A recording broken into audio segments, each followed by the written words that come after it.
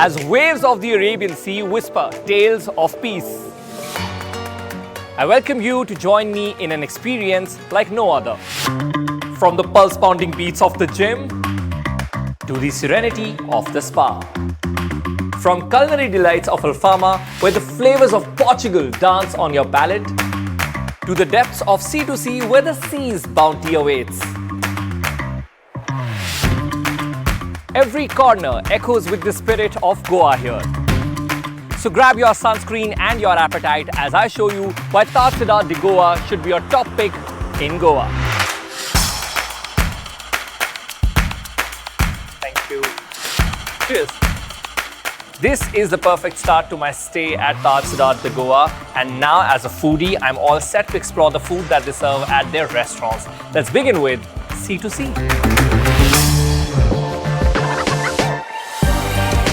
And now with me is Chef Adrij. A very warm welcome to NDTV. What are we going to eat today? We are doing the curry, which is we call the tarkareche human in the local language. Tarkari ki human. Human is curry and Right. tarkari is vegetable. Lovely. I learned something local today. Tarkari chi human. So let's begin the human. Yeah, sure. A human is ready for human. This is our curry base. It's made from coconut. Can we put in the vegetables? Just FYI, we are doing this with a beautiful view. This is C2C's alfresco, and look at what we are looking at while we cook this scrumptious meal. Add a few petals of kokum. A few chilies according to spice. Curry leaves, which gives it a nice flavor. Now we add salt as per taste. And we are ready to go. Perfect. The next thing what we are doing is the chatka crab. So I already got it ready for you all, and this is how it is served in our restaurant.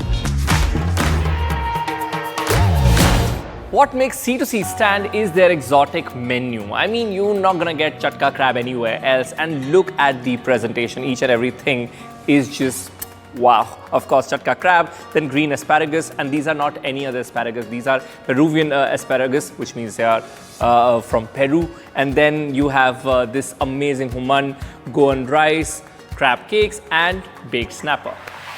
I can't wait to dig in. These are goan rice. They're unpolished, they're high on fiber, so they are of course healthier than the regular rice.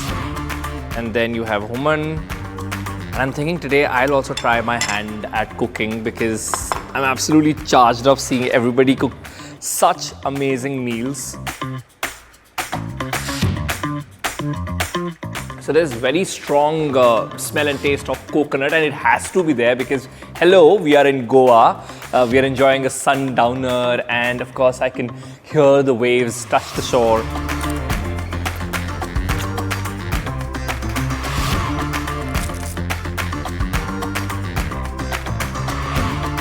This, by the way, is the most expensive dish here on the menu because, of course, this is the most exotic one as well.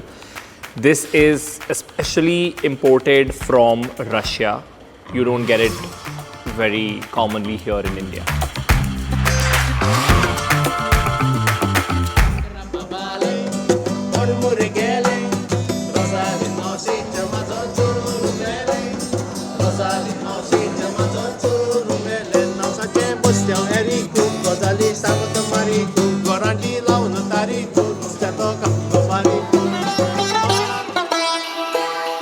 And now we look at how a chef's life really looks like in the kitchen. I'm feeling really hot, but I've entered as a noob and I want to exit as a professional chef. I have with me Chef Balaji. Hello, a very warm welcome. How are you? Very good, very good. How's it been with you? Good. Since you're there in the kitchen, Yeah. I have to make sure that you're safe, so I have to get you to wear an apron. Of course, I should look the part.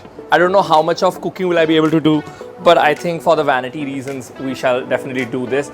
You'll help me learn something. Absolutely, Right? that's exactly what you're here for.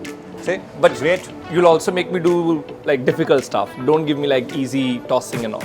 Okay, take it down. We'll do that. We'll do that.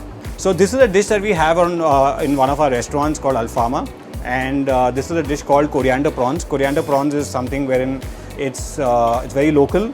It has very basic ingredients, and this, as you can see, is basically just a little bit of onion and garlic, and a little bit of coconut milk and turmeric, and a little bit of grated coconut as well. And this entire thing gets marinated for about close to about 3 to 4 hours. Yeah, you can actually go ahead, throw in a hand. Behind that dish, there are so many other elements that come into play as far as food is concerned. Make sure it doesn't change color. It's done already. So we move on to the next dish now. What are we doing? So we're doing the lobster balchao right now. As I said, you're in Goa. These are things that people really look forward to. So balchao is a very nice combination of spicy chilies and the lobster being there. Lightly marinated it. So here comes in the balchao masala at this time. Okay, so the next dish that we are making is actually the bacalhau cutlets. Bacalhau is a salted cod fish, and the way you use this fish is you actually have to dip it in water for a good amount of time because it has a very high content of salt. So you have to dip it in the water for some time. But it has already been in water for very long, I assume. Yeah. So it has this really nice earthy, salty kind of a odor, which is why actually people really like it. And now the moment of truth has arrived, where my recipe is what I would like to call it. Of course, this is Chef Balaji's, but is what we'll taste. This is shakuti, but other than this, we also have rice, goan dal, lobster balchao, and prawn coriander. And now this is goan dal. So this restaurant, Alfama, is named after one of the districts of Portugal's capital, Lisbon. And the food is heavily inspired by the great explorer Vasco da Gama. And of course, it's absolutely colorful. Look at the lobster here. These are the natural colors, by the way. So you have color, you have flavor, and you have the yumminess quotient. Absolutely high.